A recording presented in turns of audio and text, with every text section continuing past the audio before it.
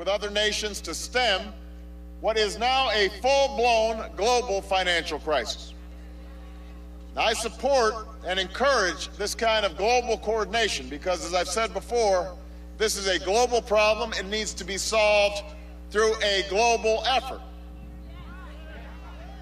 And I hope that this global response continues as leaders of major financial institutions and representatives from nations around the world gather in Washington soon. But we are facing a serious challenge, Indiana. We're facing a serious challenge. What's going on up there?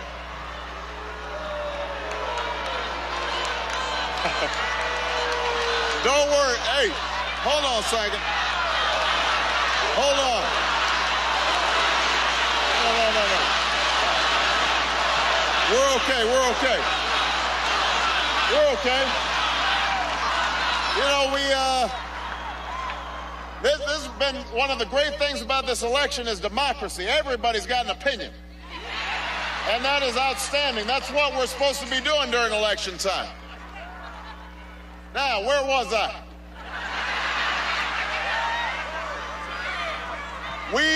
We are facing a very serious challenge, and I think everybody knows it. All of us have a stake in its solutions. And I know that there are a lot of folks who are still upset about this situation, and rightfully so.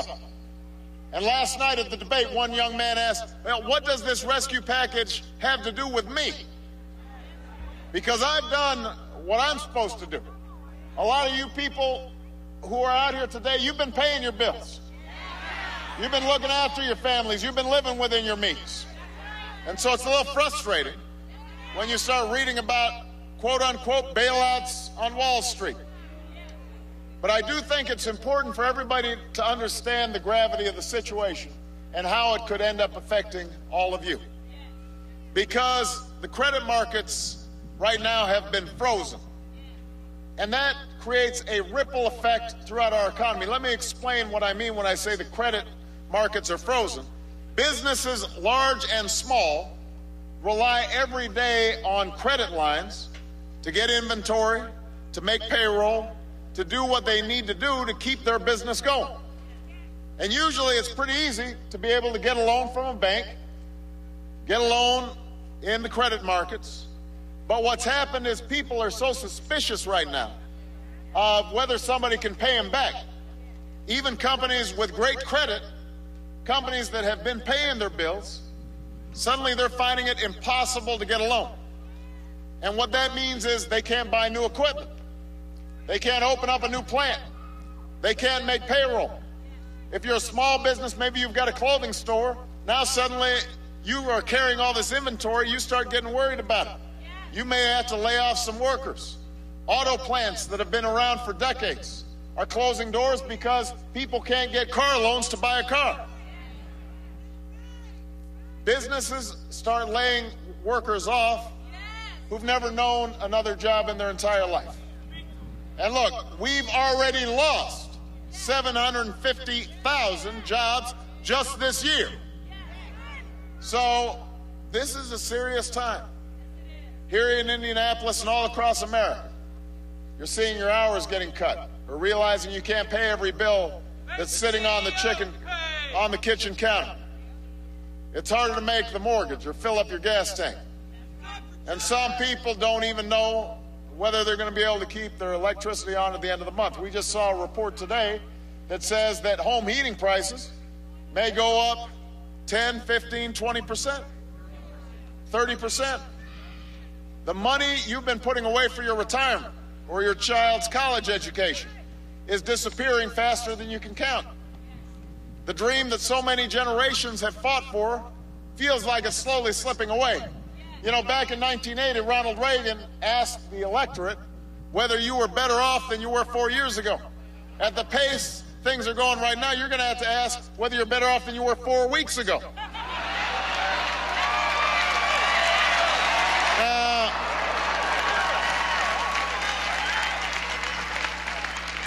But listen here, Indiana. I'm here today to tell you that there are better days ahead.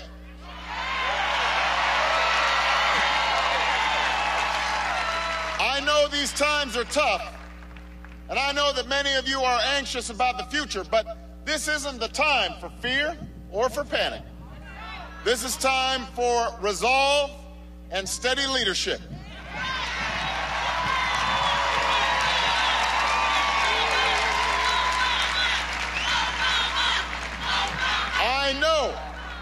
I know that we can steer ourselves out of this crisis because that's who we are.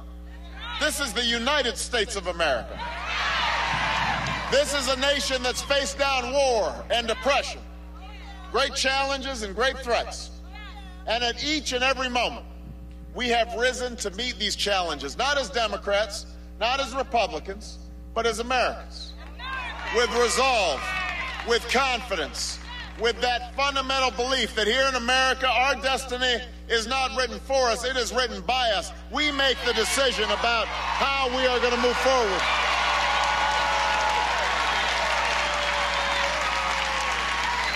Indiana, that's who we are, and that's the country we need to be right now, and that's why I'm running for president of the United States of America.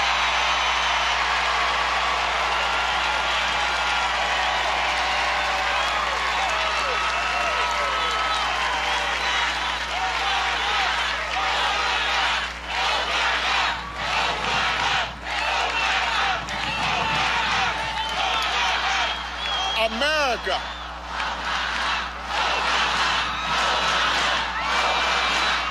Thank you. Thank you. America still has the most talented, the most productive workers of any country on earth. Workers who are willing to work 2 jobs, work overtime, to take the last bus home at night because they want something more for their children. We're still the home of innovation and technology, of colleges and universities that are the envy of the world.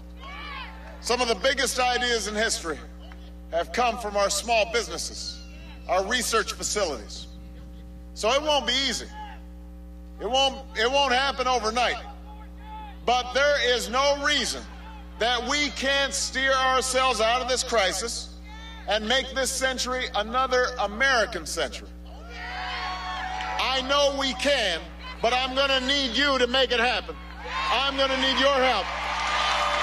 I'm going to need your help.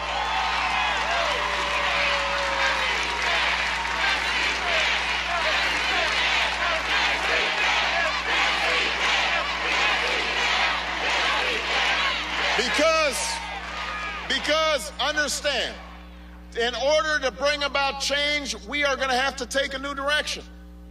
It's going to require new leadership in Washington. It will take a real change in the policies and the politics of the last 8 years. And that's why the decision you make in 27 days is so important. That's why this is no ordinary election, because this is no ordinary moment for America. In last night's debate, John McCain and I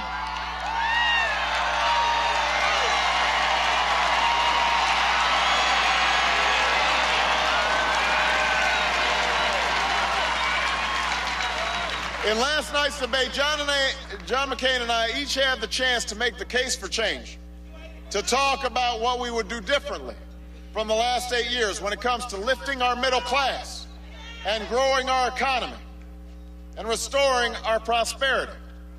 But all we heard from Senator McCain was more of the same Bush economics that led us into this mess in the first place.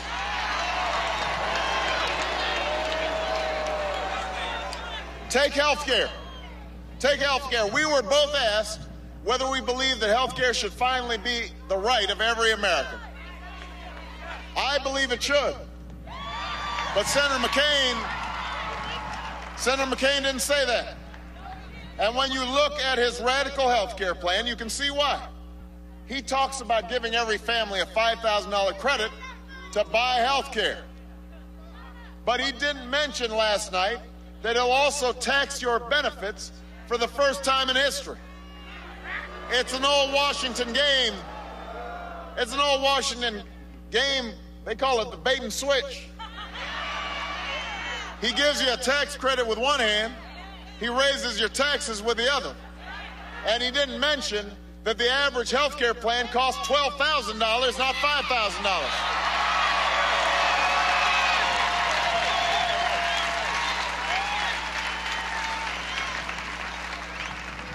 Senator McCain didn't tell us about the studies that say his plan would cause 20 million Americans to lose their health insurance from their employer, or how the U.S. Chamber of Commerce, which is generally not a big supporter of Democratic candidates, said it would be a disaster for businesses. He didn't mention how it would deregulate the insurance industry so they don't have to cover things like mammograms or vaccinations or maternity care. He thinks we wouldn't notice these things. Well, I've got news for John McCain. We notice. We know better.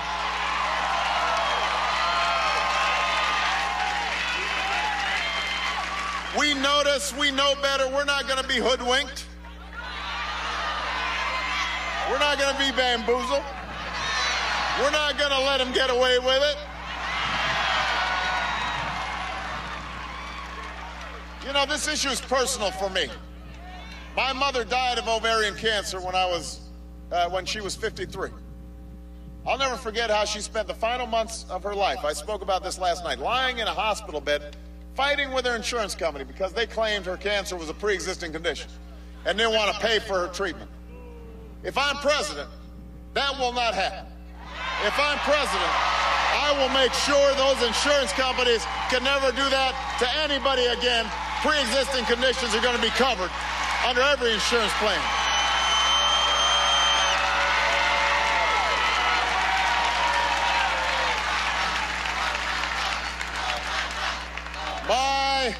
My health care plan will ensure that insurance companies can't discriminate against those who are sick and need care the most.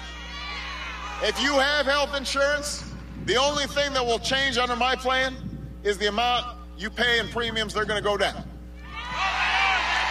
If you don't have health insurance, you'll be able to get the same kind of health insurance that members of Congress give themselves. You heard Senator McCain say, well, we don't need any government involvement in health care. What he didn't mention is he's got health care from the government.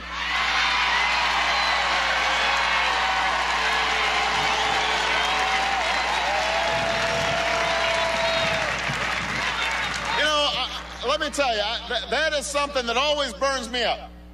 When I hear folks who are getting paid by the government, have health insurance from the government, are happy with it, wouldn't trade it in for anybody, but suddenly they say, no, you, the American people, the folks who are paying our salaries, who don't have health insurance or are paying too much for health insurance, that somehow you don't want government involvement.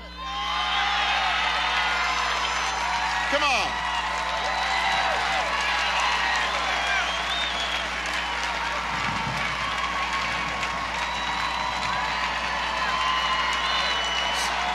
So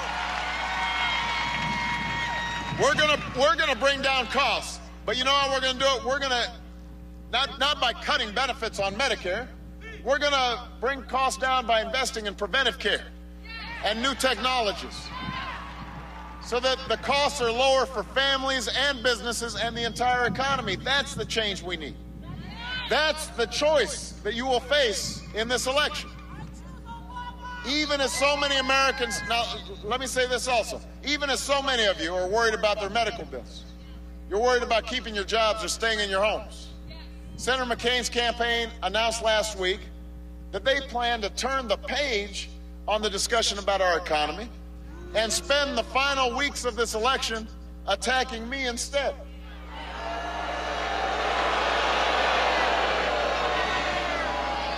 He and Governor Palin are out there saying all kinds of stuff. And his campaign, McCain's campaign, actually said, and I quote, I'm quoting here, if we keep talking about the economy, we're going to lose. Well, I've got news for John McCain. This isn't about losing a campaign. It's about Americans who are losing their jobs, Americans who are losing their homes, Americans who are losing their life savings. I can take 4 more weeks of John McCain's attacks, but the American people can't take 4 more years of John McCain's Bush policies.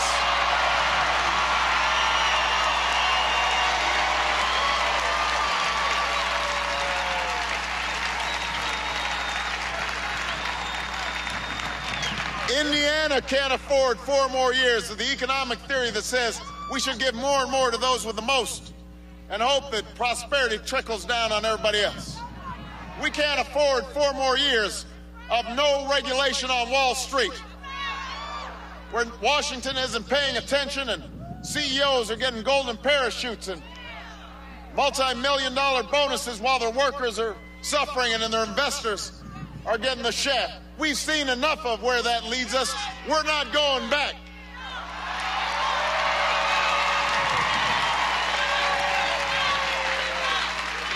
Enough. It is time to turn the page on 8 years of economic policies that put Wall Street before Main Street but ended up hurting both. We need policies that grow our economy from the bottom up so that every American, everywhere, has the chance to get ahead. Not just corporate CEOs, but their secretaries too. Not just the person who owns the factory, but the men and women who work on the factory floor.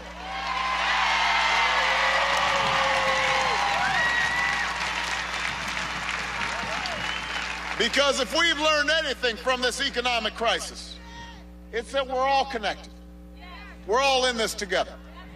We will rise or fall as one nation, as one people. So the rescue plan that passed Congress last week, that's not the end of what we need to do to strengthen our economy. It's only the beginning. Now we need a plan to rescue the middle class.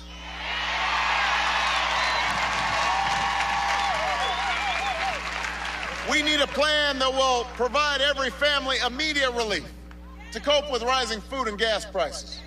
Save 1 million jobs by rebuilding our schools and our roads. Help states and cities avoid budget cuts and tax increases. We should extend expiring unemployment benefits to those Americans who are trying hard to find a job, but haven't been able to find one yet. I've been fighting for this plan for months. My opponents said nothing. That's the choice that you have in this election. You've heard a lot about taxes in this campaign. Well, here's the truth. John McCain and I are both offering tax cuts. The difference is he wants to give the average Fortune 500 CEO a $700,000 tax cut, but nothing at all for over 100 million Americans. I'll give a middle-class tax cut to 95% of all workers.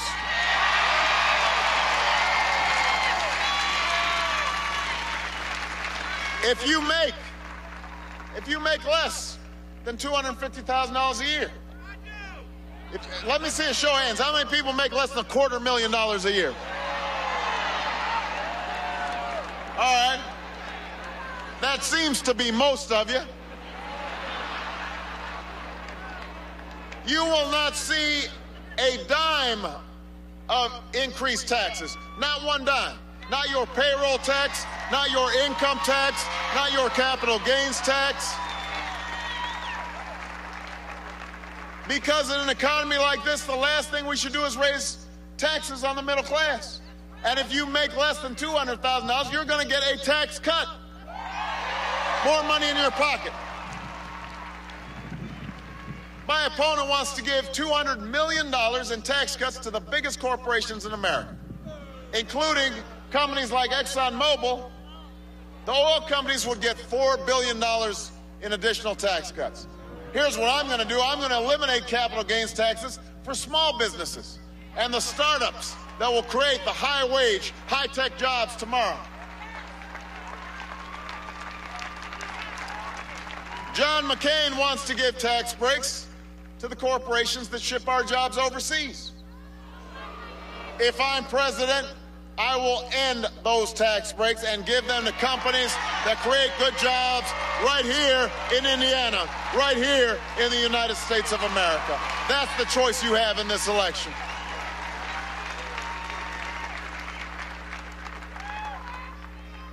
Senator McCain's first reaction to this economic crisis was to say that, I quote, "The fundamentals of our economy are strong."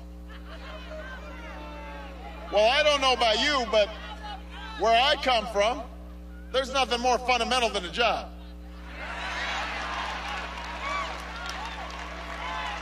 Because a job doesn't just provide a paycheck. It provides a sense of dignity. It provides a sense of self-worth. And if we want to turn this economy around and lead the world in the 21st century, we have to create the high-wage jobs of tomorrow right here in America. So if I'm president, no.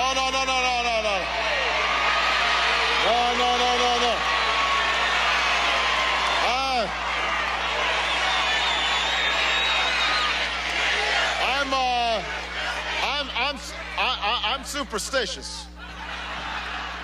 If I'm president, I will invest $15 billion a year in renewable sources of energy.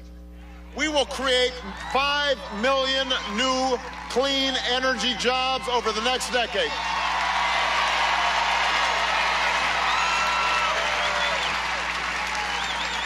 Jobs that pay well. Jobs that pay well and can't be outsourced. We're going to open up those closed factories. Those factories that used to make steel, they're going to make wind turbines. Other factories, they're going to make solar panels. We are going to build the hyper-fuel efficient cars of the future, not in Japan, not in South Korea, but right here in Indiana, right here in the United States of America.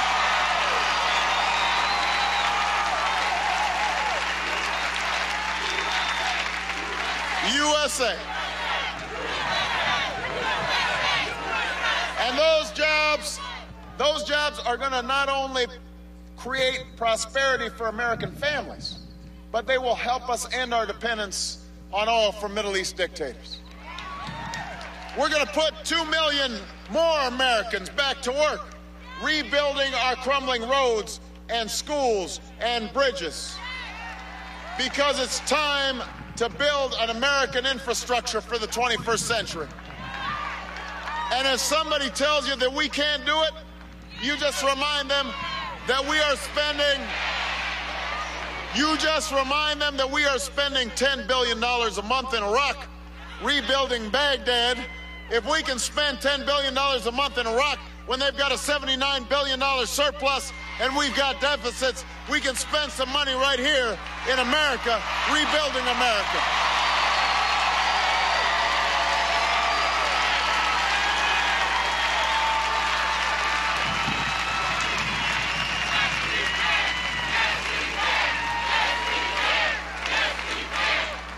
And we will give every child, wherever the skills, everywhere in this country, the skills and the knowledge that they need to compete with any worker, anywhere in the world.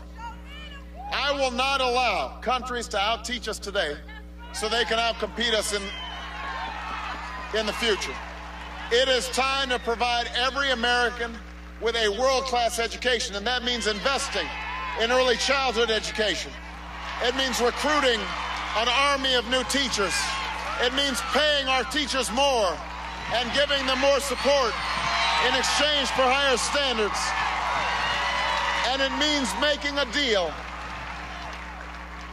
It means making a deal with every young American who has the drive and the will, but not the money to go to college. If you commit to serving your country after you graduate, if you're willing to serve in the military, like these two outstanding members of our armed services, if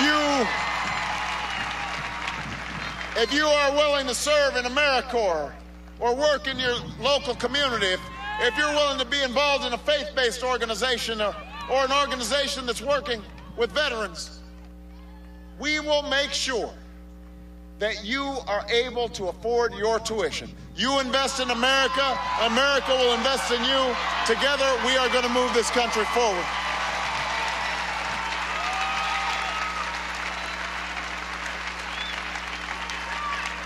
Finally, Indiana, I will take on the corruption in Washington and on Wall Street to make sure that a crisis like this never, ever happens again.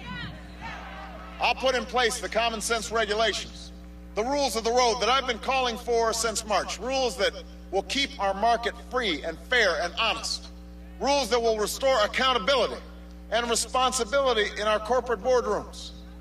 And just as we demand accountability on Wall Street, I will demand it in Washington. That's why I'm not going to simply stand here and tell you what I'm going to spend. I'm going to tell you how we're going to save when I'm president. I'll do what you do in your own family budget and make sure we're spending taxpayer money wisely. We will go through the entire federal budget, page by page, line by line. We will eliminate programs that don't work and aren't needed, and we will improve programs that do work but are maybe a little too expensive. And we will start by ending a war in Iraq that should have never been authorized and should have never been waged.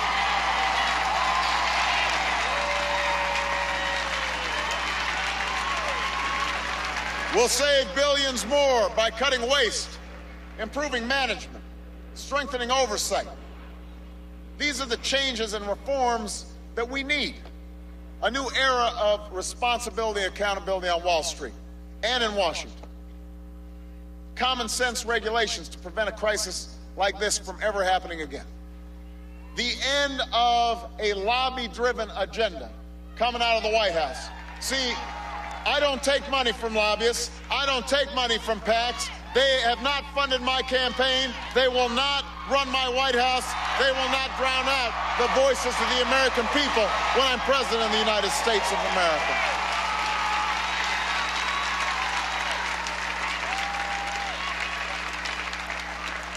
We will make investments in technology and innovation that will restore prosperity and lead to new jobs and a new economy for the 21st century. Bottom-up economic growth that gives every American a fair shot at the American dream. Now, I won't pretend that any of this is going to be easy. It won't come without a cost.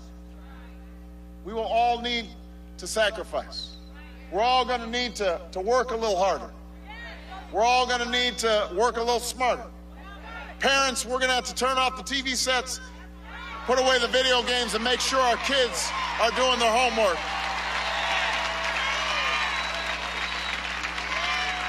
We will all need to pull our weight. All of us will need to pull our weight. All of us will have to redouble our sense of commitment. We're going to have to regain our nerve, our vision, our courage, because now more than ever, we're all in this together. What this crisis has taught us is that at the end of the day, there's no real separation between Main Street and Wall Street. There's only the road we're traveling on together as Americans. We will rise or fall on that journey as one nation and one people. This country and the dream it represents are being tested in a way that we haven't seen in nearly a century. The future generations will judge us by how we respond to this test. Will they say that this was the time when America lost its way, when it lost its purpose? When we allowed our petty differences, our broken politics, to plunge this country into a dark and painful recession? Or will they say this was another one of those moments when America overcame, when we battled back from adversity, when we recognized the common stake we have in each other's success? This is one of those moments, Indiana. I realize you're cynical. I realize some of you are fed up with politics. I realize you're disappointed and even angry with your leaders. And you have every right to be. But despite all of this, I ask of you what's been asked of the American people in times of trial and turmoil throughout our history. I ask you to believe. Believe in yourselves. Believe in each other. Believe in the future we can build together. Because together we cannot fail. Look at this crowd here today. Black, white, Hispanic, Asian, Native American, young, old, rich, poor. We cannot fail. Not now. Not when we have a crisis to solve. Not when we have an economy to save. Not when there's so many Americans without jobs and without homes. Not when there are families who can't afford to see a doctor or send their child to college or pay their bills at the end of the month. Not that when there's a generation that's counting on us to give them the same opportunities, the same chances for success that we had for ourselves. We can do this because America's done it before. You know, some of us had parents or grandparents who maybe they didn't have some of the same chances we did.